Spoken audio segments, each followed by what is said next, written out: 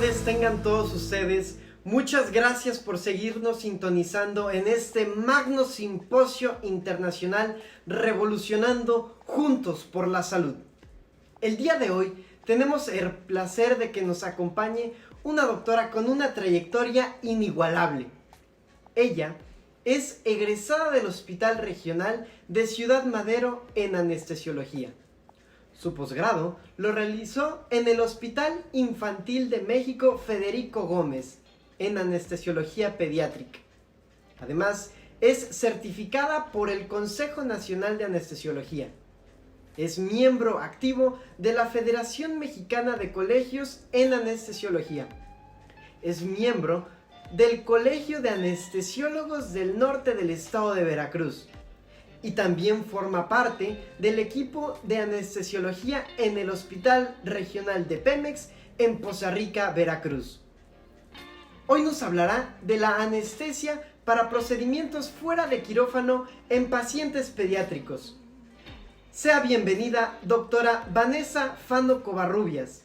Muchísimas gracias por esta magnífica participación. Adelante, por favor, doctora. Bueno, entonces vamos a comenzar. Espero que se escuche bien, que sea la imagen clara para sus pantallas. Yo soy la doctora Vanessa Fano Covarrubias, soy anestesióloga pediatra, soy egresada del Hospital Federico Gómez y pues bueno, el objetivo de hablarles acerca de la anestesia en procedimientos fuera de quirófano en pacientes pediátricos es precisamente, ¿no? El hecho es de quitarnos esa idea de que los niños son adultos pequeños. O sea, estos niños deben de ser tratados con individualidad. Y pues bueno, vamos a hablar de las normas y vamos a hablar de algunos tipos de tratamiento, pero bueno, si tienen alguna duda, al final lo podemos complementar sin ningún problema. ¿Ok? Bueno, pues el objetivo de hablar de todo esto es, obviamente, proteger el bienestar y la seguridad del paciente. Obviamente estamos hablando en específico de los niños. También el objetivo es proporcionar un confort al paciente y controlar este grado de ansiedad que se genera tanto de los papás, obviamente, como del paciente, y que esto se traduzca en maximizar una buena anamnesia, que el paciente no tenga recuerdos de una experiencia traumática y que eso también se puede ver traducido en relación a los familiares.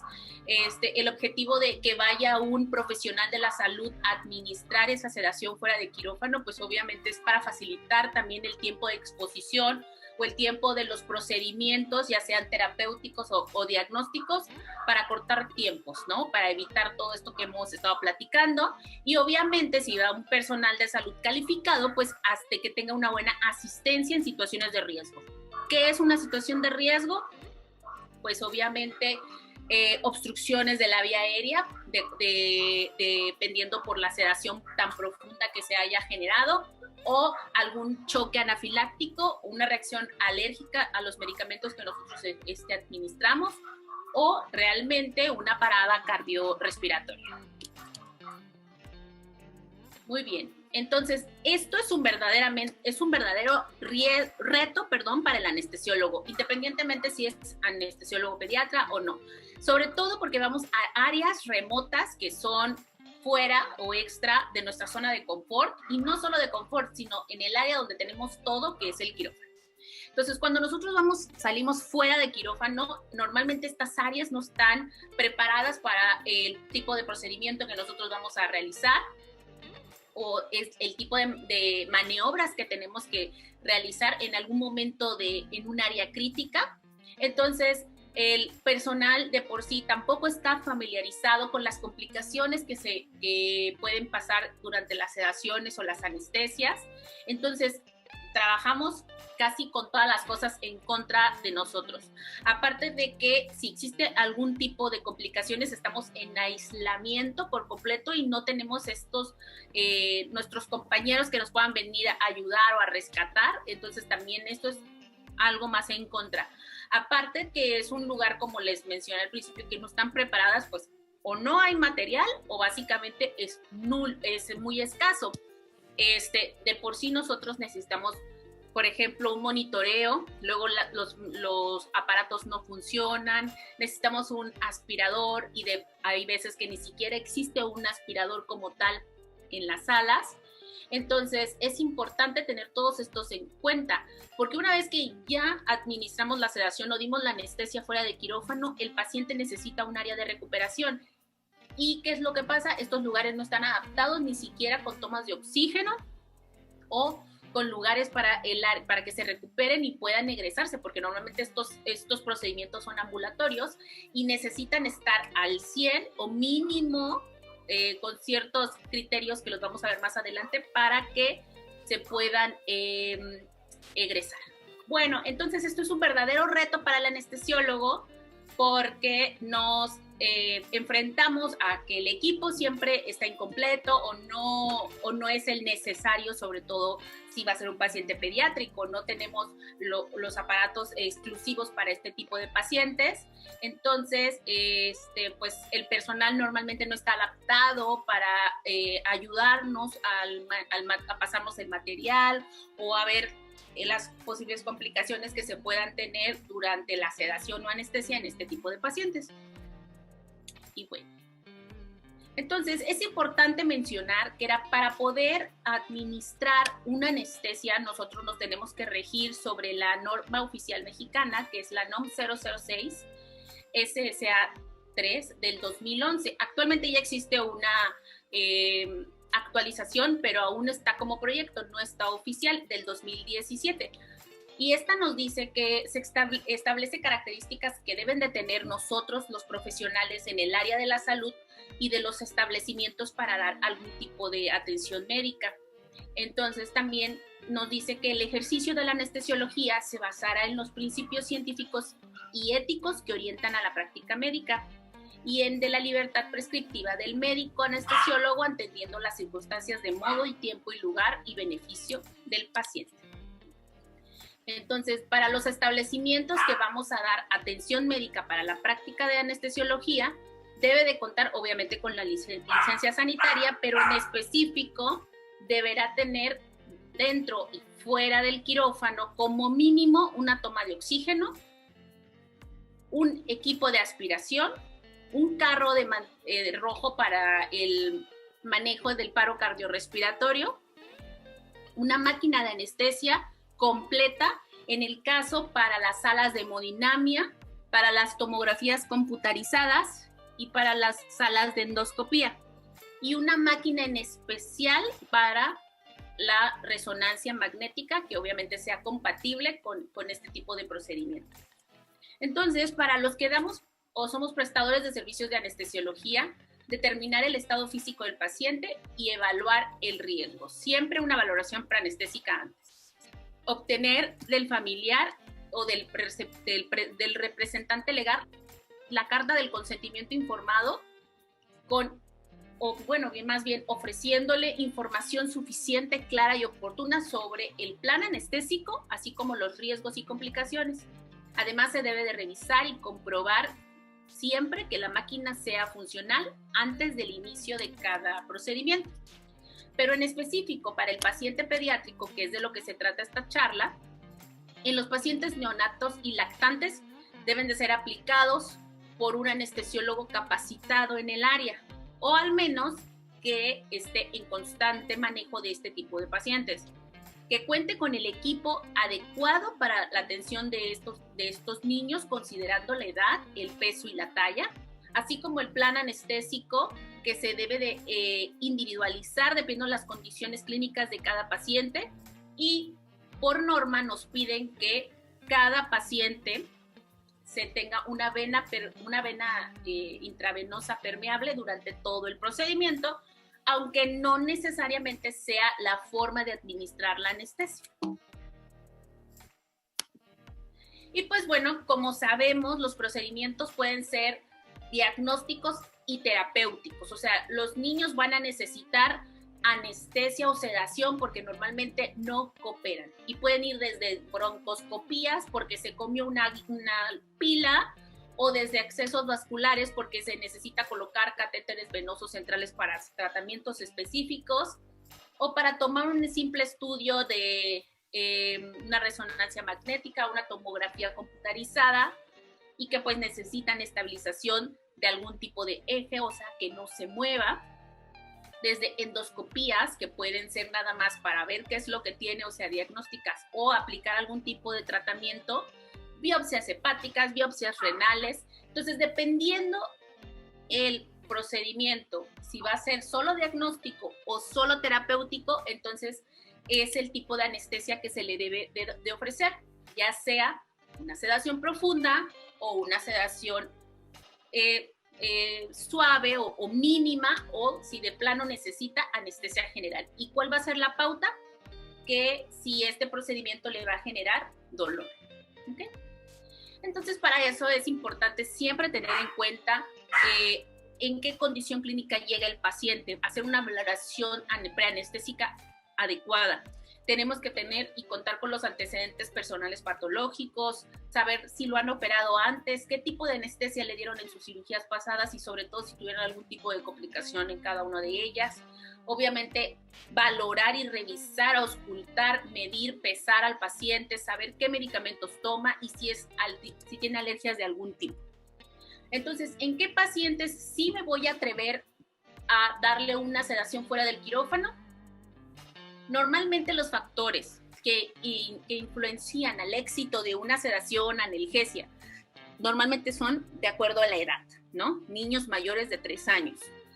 El género, se sabe que las niñas, o sea, el género femenino, son más lábiles, entonces son las que son más propensas a complicaciones. El índice de masa corporal, niños obesos o con sobrepeso tienden más a complicaciones o post-sedaciones o post-procedimientos. Obviamente la condición clínica no es lo mismo un niño que está deshidratado, hipotenso o a un niño sano que solamente va a que le revisen la nariz porque se metió un frijol. O sea, es dependiendo de cada paciente, ¿ok? Y obviamente la causa número 1 de el éxito de estos pacientes es quién va a dar el procedimiento, quién es el que le va a hacer el procedimiento, ya sea diagnóstico terapéutico, y sobre todo quién le va a administrar la anestesia.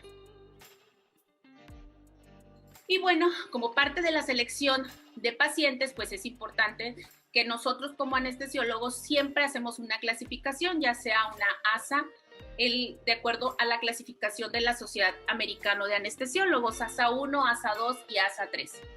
Y ASA 4 son los pacientes que son más complicados, pero no los podemos exentar de hacerles estos estudios, simple y sencillamente que se tiene que hacer un consenso con el especialista que está solicitando este procedimiento para ver el riesgo-beneficio. La otra opción es subir todo el equipo al área de quirófano para poder tener un buen control y un buen monitoreo del paciente.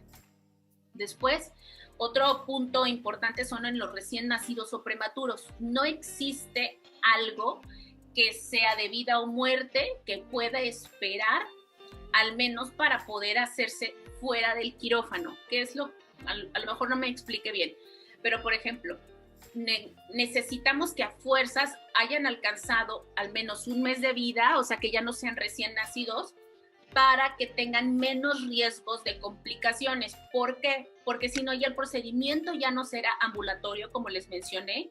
Necesita observación mínimo de 24 a 48 horas, porque los recién nacidos, sobre todo los prematuros, tienen mayor incidencia de apneas posoperatorias, porque aún no pueden metabolizar bien los medicamentos y entonces tardan más en despertar y se pueden quedar o más bien despiertan y después pueden volver a generar el mismo efecto pese a que ya pasó el tiempo de la sedación y pueden quedarse dormidos y nosotros sin darnos cuenta, ¿ok? Y bueno, dentro de las contraindicaciones relativas, pues es que al momento de la valoración nosotros encontremos una vía aérea anormal. La clave está en identificar qué niño se puede obstruir, o sea, me refiero que puede dejar de respirar, porque recuerden que el efecto mayor de la sedación es dormirlos, sí, pero hasta qué punto va a dejar va a estar tan dormido que se va a obstruir y entonces ya no va a pasar el oxígeno.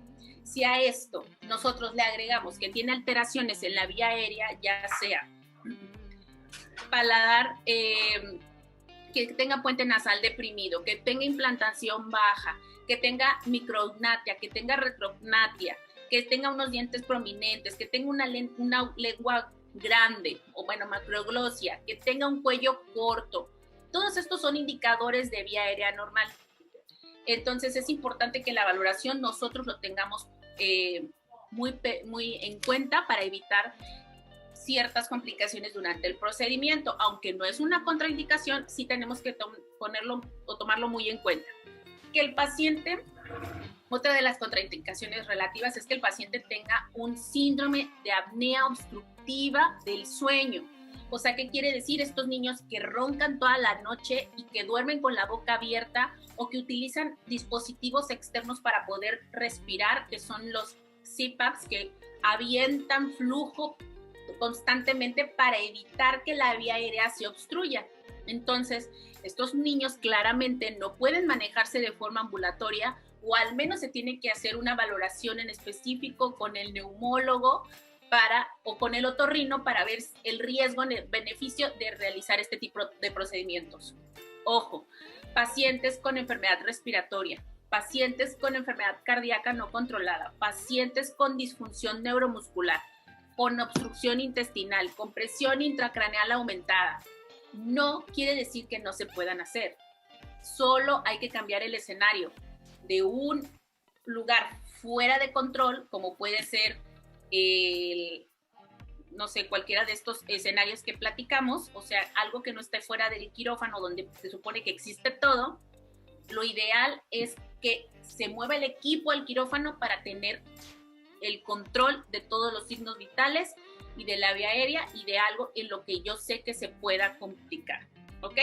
Y bueno, otra contraindicación relativa es que tenga alergia a alguno de los medicamentos que nosotros utilizamos, pero bueno, en la actualidad existen muchísimas variantes que se puede utilizar de todo, pero lo veremos más adelante. Ahora, lo más importante es obtener el consentimiento informado, y como lo dice en la diapositiva, es informar directamente al familiar de forma escrita y verbal, donde se le va a explicar de forma muy clara las complicaciones y obviamente, como dicen, los riesgos y beneficios de la sedación.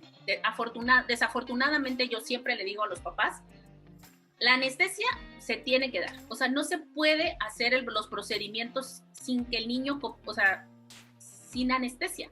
Los niños no cooperan y entonces, desafortunadamente, pues no vamos a dejar de hacerle un estudio por miedo a que le pase algo, ¿no? Entonces, es importante que los consentimientos estén bien requisitados con el nombre completo del paciente, el nombre completo de los familiares quienes autorizan, al menos 2 testigos, y el nombre del médico que va a administrar los medicamentos. Entonces, se recomienda que en los lugares en donde se administra la anestesia fuera del quirófano se encuentre con los implementos necesarios, ¿no? Obviamente, para la complicación más traumática o más dolorosa o más importante, que es la reanimación cardiovascular, ¿ok? En el caso dado que se dé un paro cardiorrespiratorio. Y es por eso que se debe de hacer o se debe de implementar la lista del chequeo para la prevención de complicaciones médicas posterior a los procedimientos. Normalmente es el paciente, estamos todos, tenemos todo el material necesario, y cuando se cumple en esta lista, poder seguir avanzando. Entonces, existe una nomenclatura para que no se nos vaya a olvidar lo que tenemos que tener a la mano en el dado caso de tener una sedación. Entonces, es el SOAP-M, por sus siglas normalmente en inglés. S de succión, o sea, siempre tenemos que tener un aspirador en la sala, tenemos que tener oxígeno, tenemos que tener airway, que es de la vía aérea, o sea, todo el equipo de rescate en el dado caso que el paciente se quede dormido, obviamente apropiado para la edad. Tenemos que tener la P, es de pharmacology, para los fármacos que vamos a utilizar para dar la anestesia o la sedación y obviamente los fármacos de rescate, que en este caso sería la adrenalina, la atropina y efedrina y los antagonistas de los medicamentos de la sedación, que en este caso sería la naloxona para los opioides y el flumazenil para las benzodiazepinas. La M es para tener un monitoreo, siempre es importante, al menos, contar con la saturación de oxígeno y la presión arterial no invasiva. Y bueno, pues ya si es un hospital especializado, obtener una capnografía que mide el CO2 expirado. Normalmente siempre se conecta directamente a la máquina, pero ya existen unos dispositivos donde se administra el oxígeno a través de las puntas nasales y esos a su vez registran el CO2 expirado y entonces podemos ver qué tanta variación existe en la frecuencia respiratoria para saber si se me está quedando dormidito, pues obviamente aumenta el CO2. Y si se está ventilando muy bien, quiere decir que sigue dormido, pero mantiene la ventilación sin problema. Y por último, la E es del equipo. Revisar la máquina de anestesio y corroborar que todos los medicamentos estén en el carro rojo y obviamente con el desfibrilador prendido. Entonces, obviamente, como les dije, son pacientes que van para procedimientos ambulatorios, tienen que seguir como quiera revisando los criterios de ingreso. Normalmente no son procedimientos de urgencia, entonces se les pide a los pacientes que lleguen en ayuno. Las normas oficiales te piden actualmente que el paciente tenga mínimo 2 horas de ayuno para líquidos claros. Líquidos claros involucra agua, té, jugos clarificados, esto es un punto muy importante, el café obviamente pues sin azúcar y gelatina. Entonces existe un miedo por parte de nosotros de no administrar absolutamente nada, pero se sabe actualmente que los ayunos prolongados en los niños generan más respuesta o más estrés. La respuesta metabólica al trauma, dependiendo de lo que se le haga al niño, se puede multiplicar hasta 3 veces esta respuesta, tan solo por los ayunos prolongados.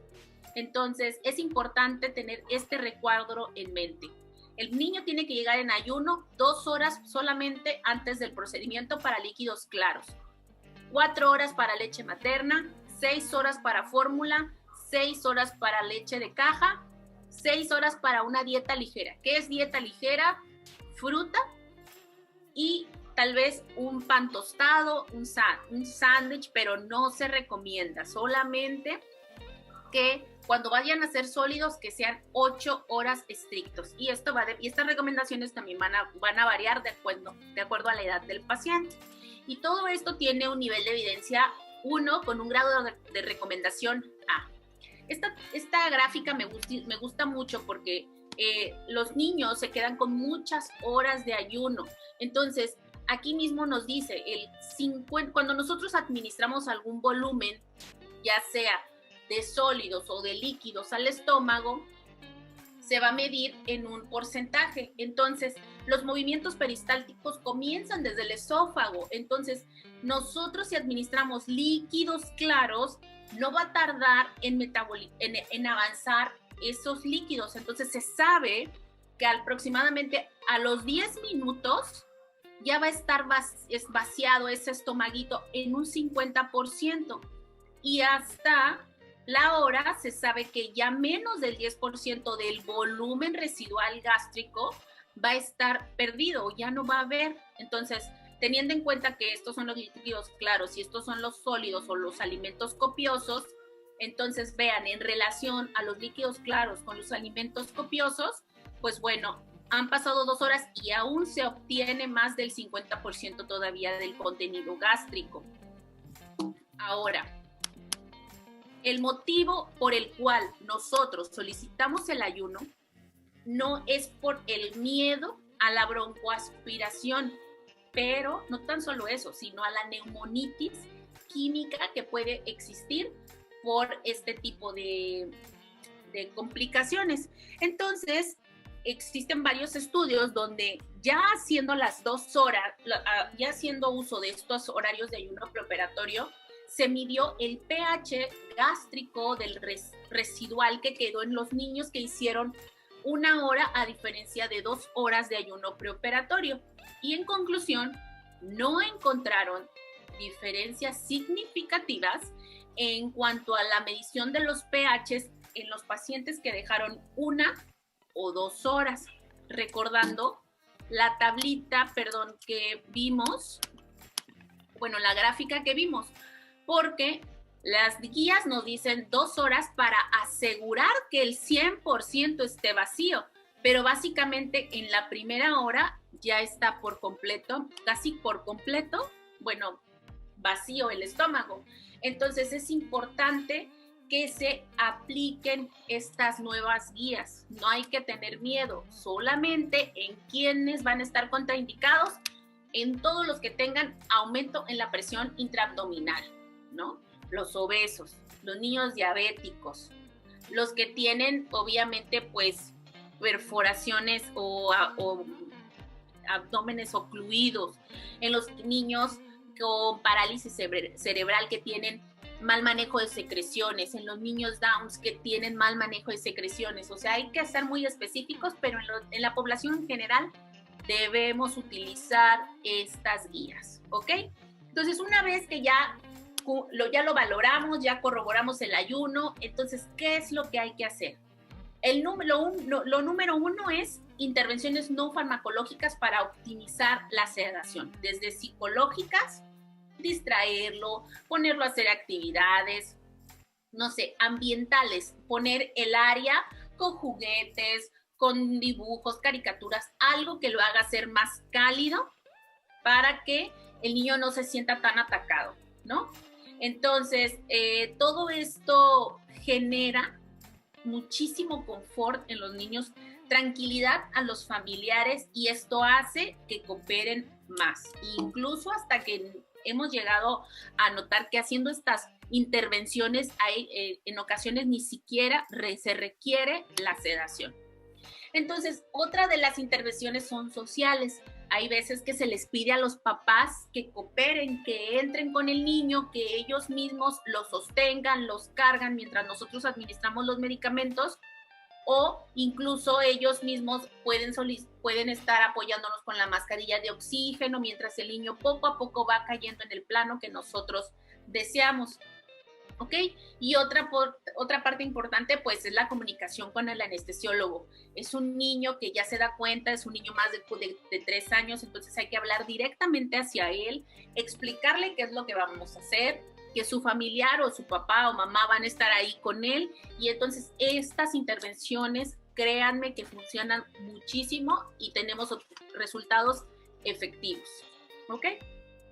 Entonces, como lo vemos aquí, ¿qué es lo que obtenemos? Disminución del estrés y la ansiedad en el paciente. Realmente existe una disminución en el tiempo de inducción. Normalmente los niños ya están más relajados al ver tanto ambiente, está el papá, estamos todos poniendo la atención, caen más rápido, o sea, a esto me refiero que se duermen un poquito más rápido.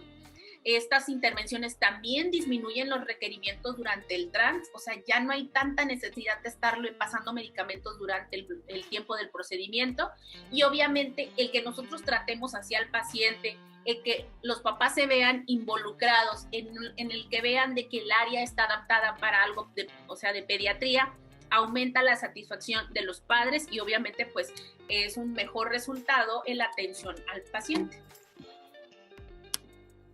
En cuanto a la monitorización, pues bueno, esto es importante porque siempre se recomienda el uso de dispositivos, pero básicamente siempre monitorizar el nivel de conciencia del paciente, monitorizar la ventilación y oxigenación del paciente y obviamente la estabilidad hemodinámica.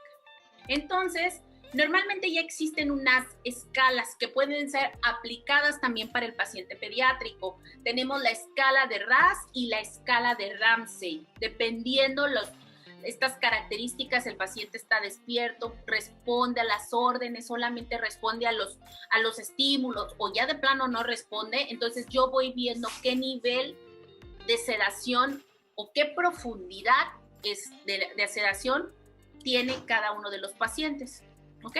Normalmente se le pide al niño, sobre todo al niño más grande, que controle las respuestas.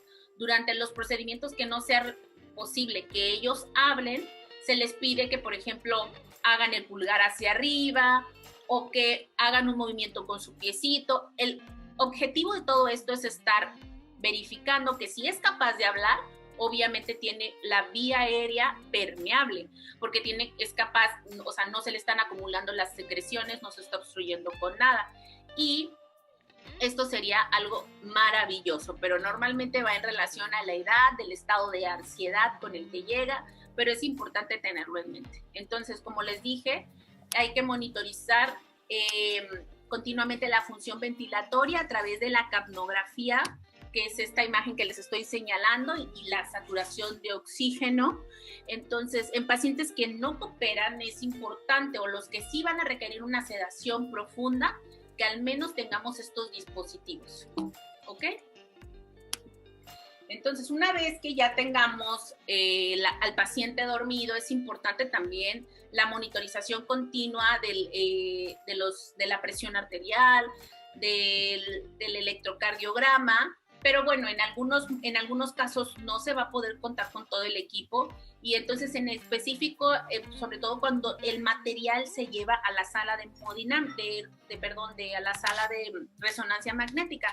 En este caso, pues es importante que si existe una complicación y no tenemos el material que sea compatible al resonador, es importante sacar al paciente inmediatamente y no llevar el equipo, porque pueden suceder todo este tipo de complicaciones. O sea, nunca se debe de quedar el cilindro adentro, no llevar material ferroso, nada que tenga que ver, por ejemplo, los laringoscopios, tijeras, estetoscopios, nada, porque existen los accidentes. Todo el material del resonador tiene que ser compatible.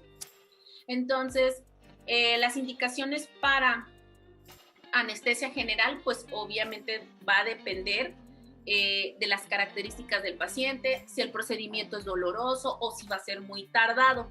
Entonces, yo como sé qué pacientes van a tener este tipo de complicaciones, pues bueno, los que tienen riesgo de aspiración, como los que como les mencioné, los pacientes que tienen estómago lleno, que no cumplen con el ayuno y que a fuerza necesitan entrar, los pacientes que tienen acalasia, los que vienen con sangrado de tubo digestivo alto, porque pues están generando sangrados, los pacientes que tienen riesgo de compromiso de vía aérea, los pacientes menos de un año, los que tienen alteraciones o que tienen síndromes craneofaciales.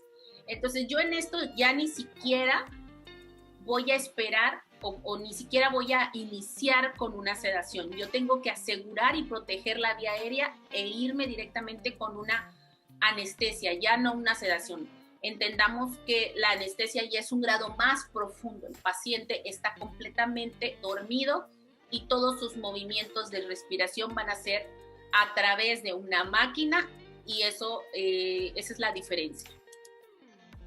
Ok, entonces en este diagrama de flujo ya básicamente nos dicen qué es lo que hay que hacer. Por ejemplo, si el procedimiento para el cual nos solicitaron la sedación o la anestesia es doloroso, por ejemplo, para suturar un niño o para manipular una fractura. Si la respuesta es que sí, entonces debemos considerar, ¿se puede infiltrar? ¿Se puede poner anestesia local? ¿O es un procedimiento endoscópico? Y si es un procedimiento endoscópico, se puede, más bien, ¿es diagnóstico o terapéutico? Porque si es diagnóstico, pues no vamos a estar, normalmente pues nada más no se tarda tanto, pero si es terapéutico puede generarle dolor. Entonces se puede utilizar solamente midazolam para una sedación ligera, pero si ya es más profundo o más tardado o va a ocasionarle dolor, pues entonces vamos a considerar la administración de midazolam con fentanil. Pero, por ejemplo, si no es una endoscopía, es un procedimiento dental, entonces el procedimiento va a ser diagnóstico, nada más es una pequeña revisión o si se va a hacer algo. Entonces se pide, no se pide, se considera la utilización de midazolam intranasal, el uso de ketamina y el uso de combinaciones de propofol con fentanil. Pero si es una sedación donde no se requiere no se requiere una sedación tan profunda porque no es un procedimiento doloroso, entonces pues nada más no podemos utilizar ketamina sola o midazolam solo o la variación de bolos con propofol y el gas inhalado con sevoflurane. Pues bueno, básicamente es un diagrama de flujo bastante sencillo y es una simple guía por la cual nosotros nos podemos orientar para saber qué medicamentos utilizar. ¿Ok? Entonces, en esta diapositiva podemos ver varios escenarios. Por ejemplo, en el primero, el escenario clínico es los procedimientos endoscópicos, por ejemplo, en gastroenterología, en ginecología, en neumo, uro, donde realmente las características del procedimiento pueden ser invasivos y dolorosos. Entonces, sí se requiere una sedación más profunda porque les puede generar esta molestia durante el procedimiento y despertarse, y entonces ya no sería favorable. Entonces es importante administrar analgésico o una sedación más profunda o incluso anestesia. Pero, por ejemplo, en el escenario clínico donde las imágenes son diagnósticas pues normalmente nada más necesitamos hipnosis o ansiólisis. ¿Qué quiere decir? No le debo de administrar otros medicamentos porque ahí no le va a generar ningún tipo de dolor, normalmente son más rápidos y no hay necesidad de sobredosificar a este tipo de pacientes. Y bueno, entonces en esta tablita pues son dosis de medicamentos sugeridos de los que nosotros podemos utilizar. Como les decía, esta plática va más dirigida para anestesiólogos, pero es importante que sepan cuáles son los que nosotros podemos utilizar en el dado caso que ustedes estén involucrados directamente sobre algún paciente que vaya a ser sedado. Entonces tengan la idea que se puede administrar por vía intravenosa y por vía inhalada, por vía oral, siempre y sencillamente teniendo en cuenta cuándo va a iniciar, cuánto va a durar su efecto, y dependiendo la literatura que nosotros escojamos, pueden venir diferentes esquemas de propuestas para la administración de medicamentos.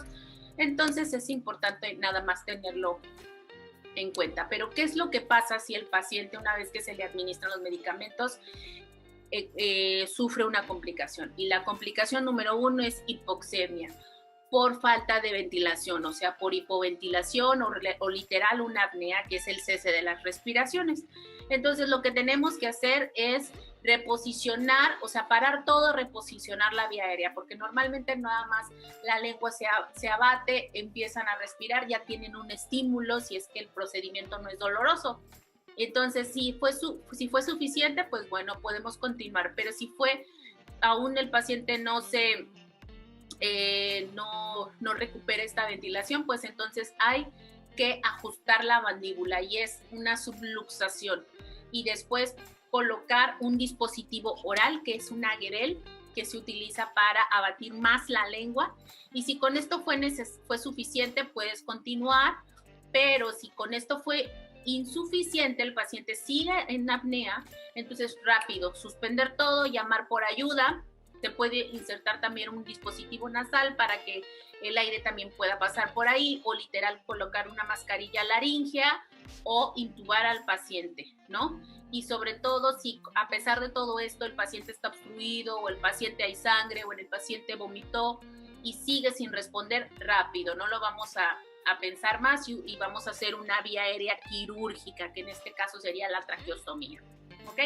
Pero, ¿qué pasa si la complicación fue un laringoespasmo? ¿Y qué es el laringoespasmo? Es cuando se cierran por completo las cuerdas, recordando que la vía aérea superior termina en la laringe, donde está la epiglotis, que es el huequito que permite la entrada de aire hacia la tráquea, y normalmente con las secreciones, con tantito solución, ¡pum!, se estimulan y se cierran, obviamente, para proteger este paso. Y esto se llama espasmo, y hay veces que se puede romper de forma positiva con una mascarilla y un dispositivo, ya sea un ambú o un vein. Se coloca directo en la cara de los pacientes y se administra una presión. Si fue suficiente y el paciente ya puede respirar, se puede continuar, pero si no, pues entonces se tiene que dormir más al paciente y para que se relaje por completo y entonces, ¡pum!, ventilarlo.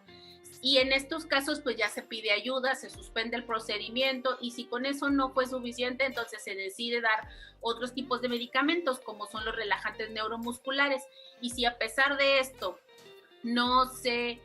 y administrar atropina, pero si a pesar de esto no fue suficiente, pues bueno, se puede continuar ya directamente con la intubación traqueal o hacer una vía aérea definitiva de forma quirúrgica, como es la traqueostomía.